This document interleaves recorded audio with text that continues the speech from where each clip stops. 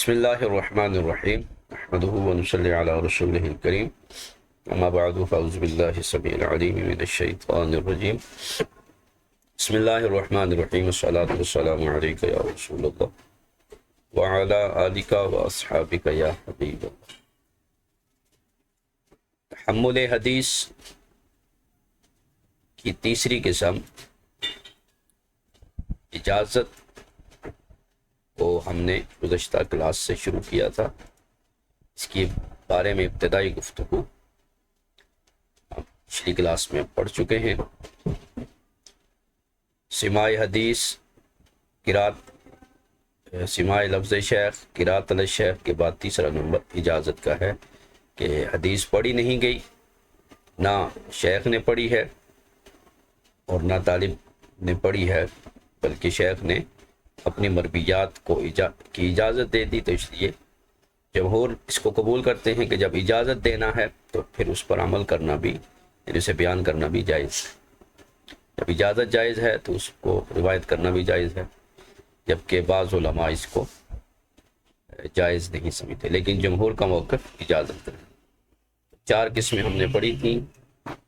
پہلی قسم یہ تھی کہ معین کو معین کی اجازت دے، شخص بھی معین ہو، کتاب بھی معین، جیسے میں تجھے بخاری کی اجازت دیتا ہوں، تو یہ سب سے اعلیٰ قسم ہے۔ دوسری قسم تھی معین کو غیر معین کی اجازت دے، کہ جیسے میں تجھے اپنی مرویات اور مسموعات کی اجازت دیتا ہوں۔ اس میں اختلاف ہے، لیکن جمہور اس کے بھی جواز کے قائل ہے۔ تیسرا تھا کہ غیر معین شخص کو وصف عموم کے ساتھ اجازت دینا، کہ جیسے میں تمام مسلمانوں کو اجازت دیتا ہوں یا اپنے زمانے کے یا ہر ایک کو اجازت دیتا ہوں۔ تو اس میں متاخرین کا اختلاف تھا کہ اگر وہ کوئی حصر کی صفت بیان کرے، یعنی وصف حاصر بیان کرے، تو پھر جواز ہے، جیسے میں فلاں شہر والوں کو اجازت دیتا ہوں، تو پھر یہ جواز کی صورت بنے گی، جبکہ شیخ ابن صلاح جو ہے وہ اس کے قائل نہیں ہے۔ لیکن امام نووی نے فرمایا تھا کہ جب جواز روایت ہے تو پھر اس کا یہ تقاضا ہے کہ روایت حدیث بھی صحیح ہونی چاہیے۔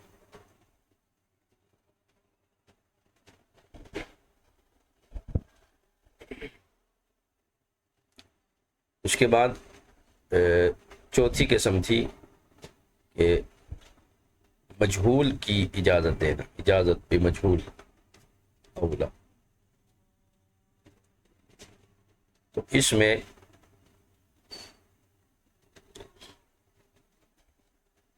مجہول کو کسی غیر معلوم چیز کی اجازت دینا، جیسے میں تجھے کتاب سنن کی اجازت دیتا ہوں۔ سنن بہت ساری ہیں، تو کون سی ہے؟ یا جیسے شخص بھی غیر معین ہے، جیسے محمد بن خالد کو یا فلاں جماعت کو، جو یعنی اسلام کے کئی ہیں، تو اس طرح کی اجازت اگر دی جائے جو اسماء مشترکہ رکھتے ہوں اور ان کے درمیان امتیاز نہ ہو سکے، تو یہ چوتھی اجازت اس طرح باطل ہے۔ البتہ بعض صورتوں میں اس کے جواز کو لکھا تھا۔ ایک یہ تھا کہ میں اجازت دیتا ہوں اس کے لیے کہ جو اجازت چاہتا ہے، تو اسے جائز قرار نہیں دیا۔ یہ ایسے ہی ہے جیسے کوئی کہے کہ میں فلاں کو اجازت دیتا ہوں اگر فلاں چاہے۔ یہ جائز ہے کہ کوئی شخص کہے کہ میں اسے اجازت دیتا ہوں جو میری روایت کرنا چاہتا ہے، میں اسے اجازت دیتا ہوں، تو یہ جواز کی صورت ہے۔ آج ہم آغاز کریں گے قسم خامس سے، کہ قسم خامس سے ہم نے اجازت کی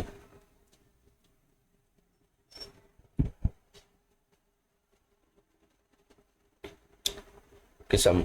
کا آغاز کریں گے۔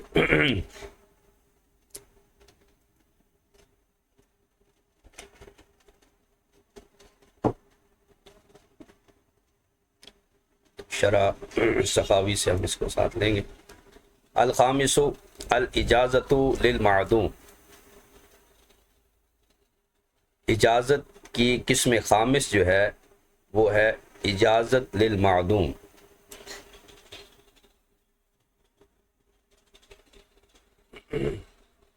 یعنی اقسام اجازت میں سے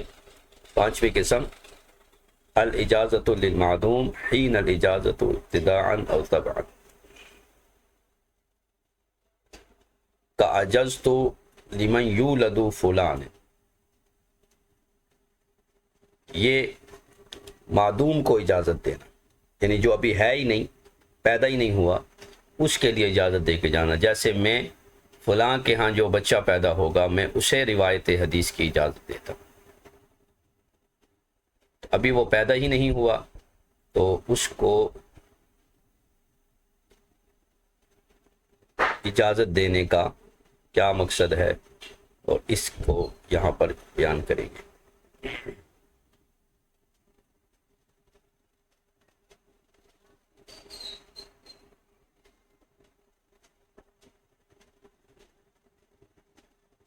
واختلف المتاخرون فی صحتها. متاخرین اس طرح کی اجازت میں کہ جو معدوم کے لیے دی جائے اس کی صحت میں اختلاف کیا. فَإِنْ عَطَفَهُ عَلَى مَوْجُودٍ كَعَجَزْتُ فُلَانًا وَمَنْ يُولَدُ لَهُ أَوْ لَكَ وَلِعَقَبِكَ مَا تَنَاسَلُوا فَأَوْلَى بِالْجَوَازِ. اب اگر ایک شیخ نے موجود کو بھی اجازت دی اور اس کے ہاں جو بچہ پیدا ہوگا اس کے لیے بھی اجازت دی کہ میں تجھے بھی اجازت دیتا ہوں اور تیرے ہاں جو بچہ پیدا ہوگا اسے بھی اجازت دیتا ہوں، یعنی اگر اس نے موجود پر عطف کیا اس کا تو پھر جو ہے وہ فالاولا بالجواز. بس اگر اس نے موجود پر عطف کیا، جیسے میں نے فلاں کو اجازت دی اور جو اس کے ہاں پیدا ہوگا اسے بھی اجازت دی، یا یوں کہا اجزت لکا ولی عقبیکا کہ میں تجھے بھی اجازت دیتا ہوں اور جو تیرے ہاں پیدا ہوگا بچہ میں اسے بھی دیتا ہوں، ما تناسل یعنی تمہاری نسل سے جو پیدا ہوگی اسے بھی اجازت دیتا ہوں. فاولا بالجواز، تو اولا یہ ہے کہ یہ جائز ہونی چاہیے، کیونکہ یہ اب صرف معدوم کو نہیں ہے بلکہ موجود پر اس کو معدوم کو معطوف کیا گیا ہے. لہذا جب فلاں کو اجازت دینا جائز ہے تو اس کے واسطے سے اس معدوم کو کے لیے بھی اجازت موجود ہو جائے گی.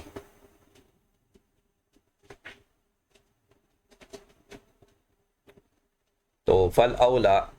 من القسم الاول بالجواز.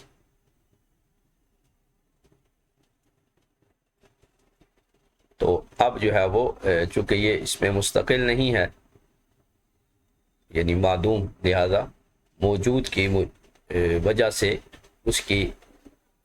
واسطے سے معدوم کو اجازت دی جا رہی ہے، اس کو جائز قرار فرمایا کہ یہ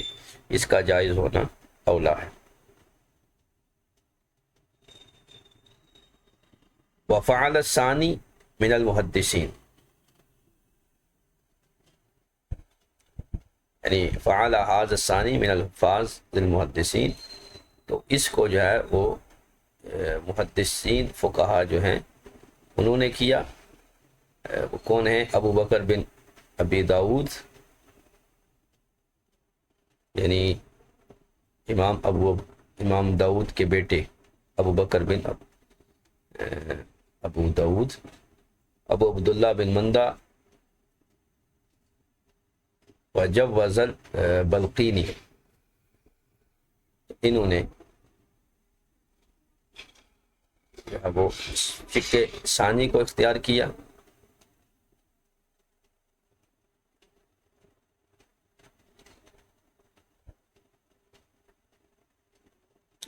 وأجاز الخطیب الاول،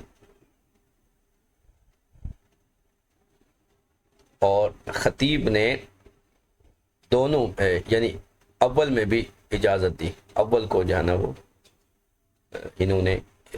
قرار دیا. اول کو یعنی جو ہم نے دو مسئلے بیان کیے ہیں تو قضا الاجازت الخطیب الحافظ الاول من القسمین فی مسئلتنا، ان دونوں مسئلوں میں جیسے جو ہے وہ دوسرے کو حاصل ہے دوسرے مسئلے میں، اسی طرح پہلے مسئلے میں بھی حاصل ہے۔ وحکاہ عن ابن الفراء و ابن عمروس، اور اسی طرح ابن فراء حنبلی اور ابن عمروس، یہ دونوں محدثین ابو الفضل مالکی ہیں، انہوں نے جو ہے وہ اس کو اجازت قرار دیا ہے۔ وَأَبْطَلَهَا القاضی ابو الطیب الطبری و ابن الصباغ شافعیہ، جبکہ اس صورت کو ابو طیب طبری نے اور ابن صباغ شافعی نے، دونوں شافعی بزرگ ہیں، ابو طیب شافعی اور ابن الصباغ شافعی، انہوں نے اس کو باطل قرار دیا۔ وَهُوَ الصحیح الذی لا ينبغی غیرہ، تو یہی درست ہے، اس کا غیر جو ہے وہ نہیں مناسب کہ اس طرح کی اجازت جو ہے وہ، یہ جزم جو ہے اس کو ابن صلاح نے بھی اس ابطال کو جو ہے وہ درست قرار دیا ہے، یعنی اس صورت میں اجازت نہیں ہوگی کہ موجود کے ساتھ معدوم کو بھی اجازت ملے، تو اس طرح کی اجازت جو ہے وہ نہیں ہوگی۔ وَأَمَّا، اب اسی مسئلے میں ہم امام سیوطی کو اس میں دیکھ لیں گے۔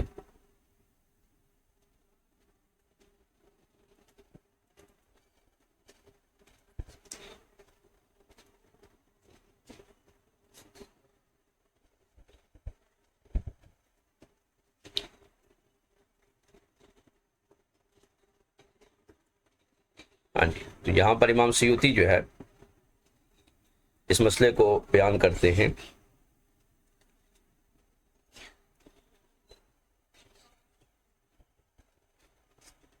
کہ امام ابو بکر عبداللہ بن ابی داؤد سجستانی سے یہ فرماتے ہیں، قد سئل الاجازت، پوچھا گیا اجازت کے بارے میں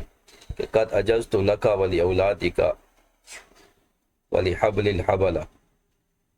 یعنی الذین لم یولدوا بعد، تو اس بارے میں پوچھا گیا تو انہوں نے اس کو جو ہے وہ صحیح قرار دی۔ اور خطیب بغدادی نے جو ہے وہ اس مسئلے کو جائز قرار دیا، اور اس میں ایک پوری کتاب جو ہے وہ انہوں نے تصنیف کی، اور فرمایا کہ ان اصحاب مالک و ابی حنیفہ اجاز الوقف علی المعدوم، کہ جب احناف اور مالکیہ جو ہے وہ معدوم پر وقف کو جائز قرار دیتے ہیں، یعنی اگر کوئی شخص وقف کرنا چاہے کسی شے کو تو وہ یہ کہہ سکتا ہے کہ یہ تم پر بھی وقف ہے اور پھر آگے تمہاری اولاد پر بھی وقف ہے، تو اگر اس طرح وقف کرنا جائز ہے تو روایت حدیث کی اجازت بھی جائز ہے۔ وَإِلَّمْ يَكُنْ أَصْلُهُ مَوْجُودًا، اگرچہ اس کے اصل موجود نہ بھی ہو۔ فرماتے وَإِنْ قِيلَ كَيْفَ يَصِحُّ أَنْ يَقُولَ جَازَنِي فُلَانٌ وَمَوْلِدُهُ بَعْدَ مَوْتِهِ، تو اس لیے اس کو جو ہے وہ خطیب بغدادی نے اس کو جائز قرار دیا، اور اس کی صحت جو ہے وہ ابن فراء حنبلی سے اور ابن عمروس مالکی سے اس کو نقل کیا۔ اور یہ جو ہے قاضی ابو طیب اور ابن صباغ شافعی اس کو باطل قرار دیتے ہیں۔ وہ فرماتے ہیں کہ اجازت جو ہے نا، اجازت حدیث، یہ حکم اخبار ہے، یعنی یہ خبر دینا ہے، خبر دینے کے حکم میں ہے، تو جملتاً یہ کیا ہوگی، مجاز ہوگی۔ وَكَمَا لَا يَصِحُّ الْإِخْبَارُ لِلْمَعْدُومِ، کہ جس طرح معدوم کو خبر دینا جائز نہیں ہے، جو پیدا نہیں ہوا اسے خبر دینا صحیح نہیں ہے، اسی طرح اسے اجازت دینا بھی صحیح نہیں ہے۔ بہرحال جو موجود ہے اسے مطلقاً ما اجازت من یوجد مطلقاً ولا یجوز۔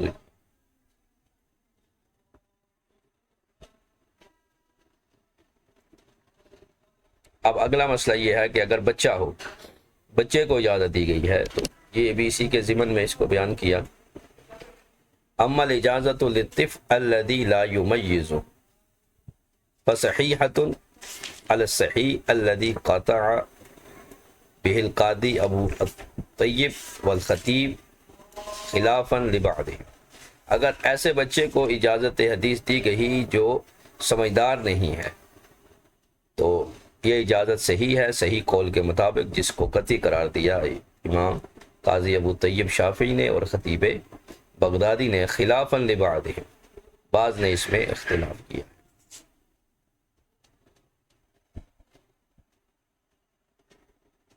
تو یہ اجازت جو ہے وہ ذهب الیہ الجمہور، جمہور اس طرف گئے ہیں، جس میں قاضی ابو طیب طبری اور خطیب بغدادی اس میں موجود ہیں۔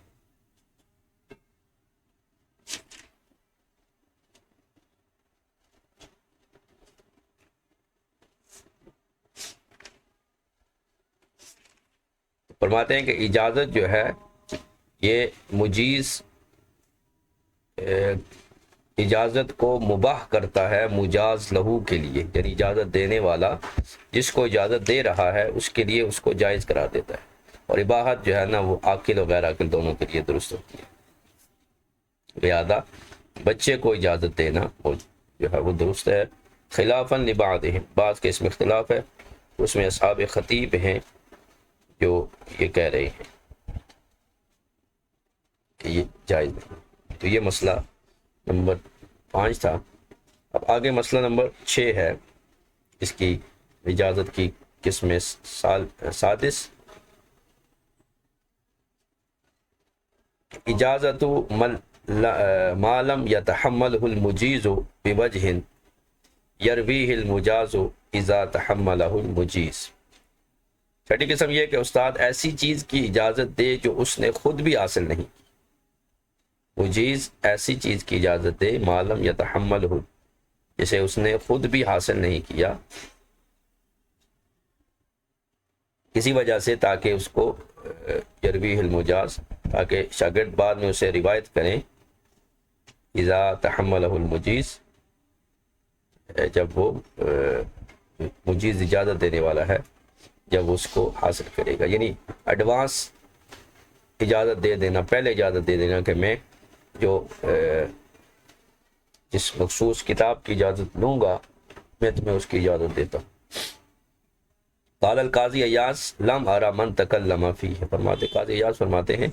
میں نے کسی کو نہیں دیکھا کہ جس نے اس میں کلام کیا ہو،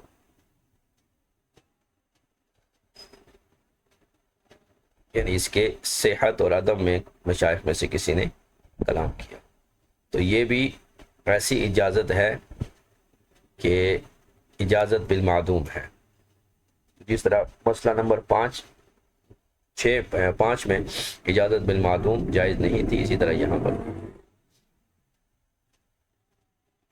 آگے فرماتے وَرَأَيْتُ بَعْضَ الْمُتَأَخِّرِينَ يَصْنَعُونَهُ، باتیں بعض متاخرین کو دیکھا کہ وہ ایسا کرتے ہیں، یعنی جو ان کے مصر لوگ ہیں وہ ایسا کرتے ہیں۔ ثم حکا، یعنی قاضی ایاز یہ روایت کر رہے ہیں، ثم حکا عن قاضی قرطبہ ابو ولید یونس بن مغیث، پھر جو ہے وہ انہوں نے حکایت کیا قاضی قرطبہ ابو ولید سے، منع ذالک، کہ اس کی منع جو ہے وہ وارد ہے، اس کو جائز نہیں ہونا چاہیے، یہ جائز نہیں ہے، یہ اجازت بالمعدوم ہے اس لیے یہ جائز نہیں ہے۔ قال ایاز وہو الصحیح، تو قاضی ایاز فرماتے ہیں کہ یہ جو ابو ولید یونس بن مغیث نے فرمایا قاضی قرطبہ نے، یہی موقف دوسرا ہے، ھذا هو الصواب، اور اسی کی تصحیح فرما دی امام نووی نے کہ یہی موقف دوسرا ہے جو قاضی ایاز نے جو ہے وہ بیان کیا ہے۔ فعلی ھذا یتعین علی من اراد ان یروی عن شیخ، بس اسی سے یہ بات متعین ہوگی کہ جو ارادہ رکھتا ہے کہ وہ کسی شیخ سے روایت کرنے کا اگر وہ ارادہ رکھتا ہے تو اجاز لہو جمیع مسموعاتی ان یبحث، تو اس کے لیے شیخ سے کہ اسے اجازت دے اپنے تمام جو ہے وہ مرویات کی، تو ان یبحث حتی یعلم، تو وہ اس کے بارے میں چھان بین کر لے یہاں تک کہ جان لے کہ ان ھذا مما تحملہ شیخہ قبل الاجازت۔ تو جو ہے وہ اس کے بارے میں تحمل روایت سے پہلے جو ہے وہ اس کے بارے میں چھان بین کر لے کہ یہ کب اجازت دی ہے، تاکہ معلوم ہو سکے کہ شیخ کو کب اجازت جو ہے وہ دی گئی۔ وَأَمَّا قَوْلُهُ أَجَزْتُ لَكَ مَا صَحَّ أَوْ يَصِحُّ عِنْدَكَ مِن مَسْمُوعَاتِ، اور اگر یوں کہے کہ میں نے تجھے اجازت دی جو صحیح ہے یا جو تیرے نزدیک میرے مسموعات صحیح ہیں، میں ان کی تجھے اجازت دیتا ہوں، تو فصحیح تجوز الروایت بھی، تو یہ اجازت صحیح ہے اور اس کو روایت کرنا صحیح ہے۔ اور کس کے لیے؟ لما کون سی روایتیں؟ لما صح عندہ، جو اس کے ہاں صحیح ہوں گی ان کو روایت کرنا اس کے لیے جائز ہوگا۔ یعنی شیخ سے بہت ساری روایتیں سنی ہیں راوی نے، ان میں صحیح بھی ہے ضعیف بھی ہیں، لیکن شیخ کہہ رہا ہے کہ جو تمہارے ہاں صحیح ہیں ان کی تمہیں اجازت ہے، تو یہ اجازت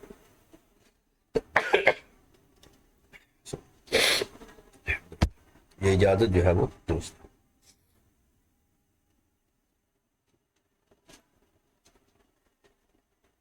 لما صح عنده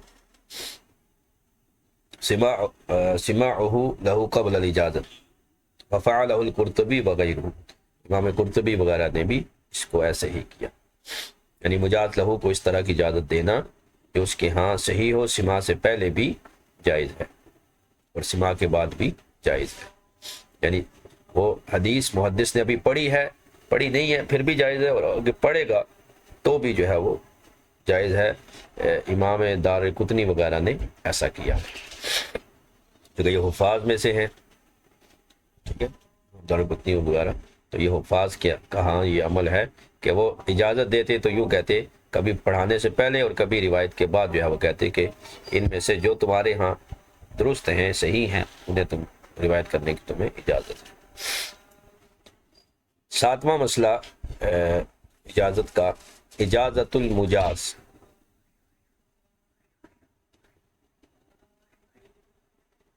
کہ کسی کو اس کی اجازتوں کی بھی اجازت دی جائے، یعنی اجازت پر اجازت ہے۔ مجاز مطلب جیسے کاجزتو کا مجازاتی، کہ میں تجھے اپنے اجازتوں کی اجازت دیتا ہوں، یعنی جتنی اجازتیں مجھے ہیں وہ اجازتیں میں تمہیں بھی دیتا ہوں، یعنی جتنے جیسا ہوتا ہے مشائخ کے ہاں طریقت کے سلسلے ہوتے ہیں تو وہ اپنے سلسلوں کی اجازت دے رہتے ہیں، اسی طرح محدثین جو ہے ان کے پاس جو حدیث کی اجازتیں ہیں وہ ان اجازتوں کی اجازت آگے دے رہے۔ فَمَنَعَهُ بَعْضٌ مَنْ لَا يُعْتَدُّ بِهِ، تو بعض ان لوگوں نے اس کا انکار کیا، اسے منع کیا جن کو اس میں تصحیح میں شمار نہیں کیا جاتا، یعنی جن کا قول معتبر نہیں ہے۔ لیکن وَالصَّحِيحُ الَّذِي عَلَيْهِ الْعَمَلُ جَوَازُ، لیکن صحیح جس پر عمل ہے محدثین کے ہاں کہ جائز ہے، یعنی کوئی محدث اپنے تمام مرویات کی جو ہے وہ اجازت دے سکتا ہے، تمام جو ہے وہ جو سے اجازتیں دی گئی ہیں، ایک تو مرویات ہیں، ایک یہ ہے کہ جو اس نے اجازات دی ہیں، اجازتیں لی ہیں روایت حدیث میں مختلف کتابوں کے لیے یا روایات کے لیے، وہ آگے ان اجازتوں کی بھی اجازت دے سکتا ہے، تو یہ صحیح قول ہے۔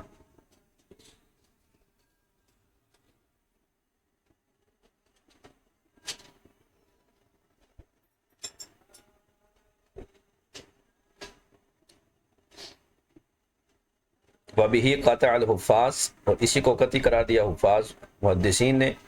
الدار القطنی، ابن عقدہ، ابو نعیم اصفہانی، ابو الفتح نصر المقدسی، ان لوگوں نے اس کو جو ہے وہ درست قرار دیا ہے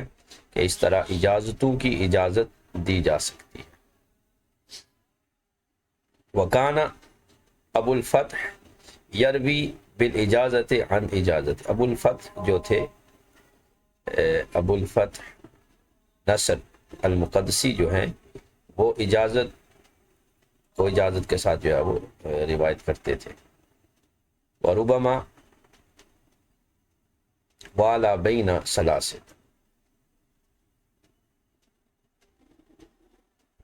اور کبھی کبھار جو ہے وہ کئی جو ہے نا وہ اجازتیں جو ہے وہ اس کو جمع کر لیتے تھے، یعنی 3 سے زائد جو ہے وہ اس کو جمع کر لیتے تھے۔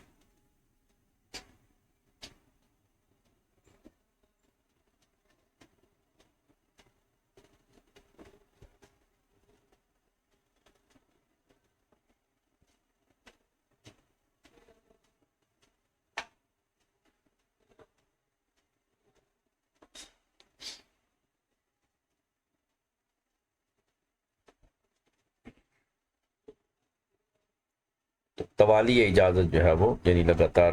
3 اجازتیں جو ہے وہ وَيَنبَغِي لِلرَّاوِي بِهَا تَعَمُّلُهَا لِأَلَّا يَرْوِيَ مَا لَمْ يَدْخُلْ تَحْتَهُ، لیکن فرماتے ہیں کہ راوی کے لیے اجازت عن الاجازت سے جب وہ لے تو اس کے لیے واجب یہ ہے، یہاں ینبغی وجوب کے معنی میں ہے کہ وہ تعمل کرے کہ اجازت شیخی شیخی کیف ہی، اس شیخ کے شیخ نے جو اجازت دی ہے وہ کس طرح کی ہے، تاکہ ایسا نہ ہو کہ وہ کوئی ایسی صورت اس کے تحت داخل نہ ہو جائے جو صورت منع ہے۔ فَإِنْ كَانَتْ اجازت شیخی شیخی، بس اگر اجازت اس طرح ہو کہ شیخ کے شیخ نے اجازت دی ہے، اجزت له ما صح عندي من سماعی، کہ میں نے اس کے لیے جو اس کے ہاں صحیح ہے میری سنی ہوئی روایات، اس کی میں نے اسے اجازت دی۔ فرآ سماع شیخ شیخی، تو پس وہ شیخ کے سماع کو دیکھے، فلیس له روایت عن شیخہ عنہ حتی یعرف، اب اس کے لیے روایت لینا اپنے شیخ سے درست نہیں ہوگا یہاں تک کہ وہ اسے پہچان لے کہ اس کے شیخ نے جو ہے وہ کیا روایت کی ہے، کہ انہ صح عند شیخہ کونہ من مسموعات شیخہ، یعنی یہاں تک کہ اسے اس بات کا علم ہو جائے کہ اس کے شیخ کے ہاں جو ہے وہ اپنے شیخ کی جو مسموعات ہیں وہ صحیح ہونی چاہیے، پھر جو ہے وہ اس کو وہ روایت کر سکتا ہے۔ اب یہاں پر فرع کے عنوان سے کچھ مسائل جو ہے وہ ذکر کریں گے جو ان اصول کے تحت ذکر کرتے ہیں۔ قال ابو الحسین ابن فارس، ابو الحسین ابن فارس سے مروی ہے پہلا مسئلہ کہ الاجازت ماخوذۃ من جواز الماء الذي تسقاه الماشیۃ والحرث، کہ اجازت جو ہے یہ ماخوذ ہے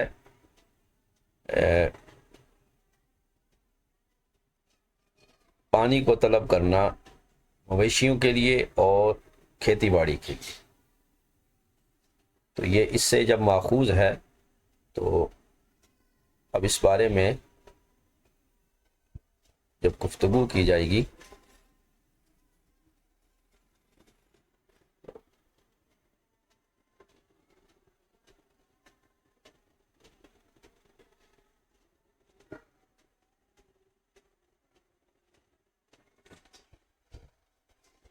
تو جیسے کسی کو پانی پلانا ہو اسی طرح جو ہے وہ یعنی جانوروں کو پانی پلایا جاتا ہے، تو اسی طرح شیخ سے اجازت جو ہے وہ طالب علم کو ایسے ہی حاصل ہوتی ہے، لہذا طالب علم کے لیے جائز ہے اس کی روایت۔ یہ فروع سے 2-3 مسائل آ رہے ہیں تو ان کو ہم اکٹھے جو ہے وہ اگلی کلاس میں انشاءاللہ، یہ بحث شروع ہوگی تو یہ آخر تک جائے گی،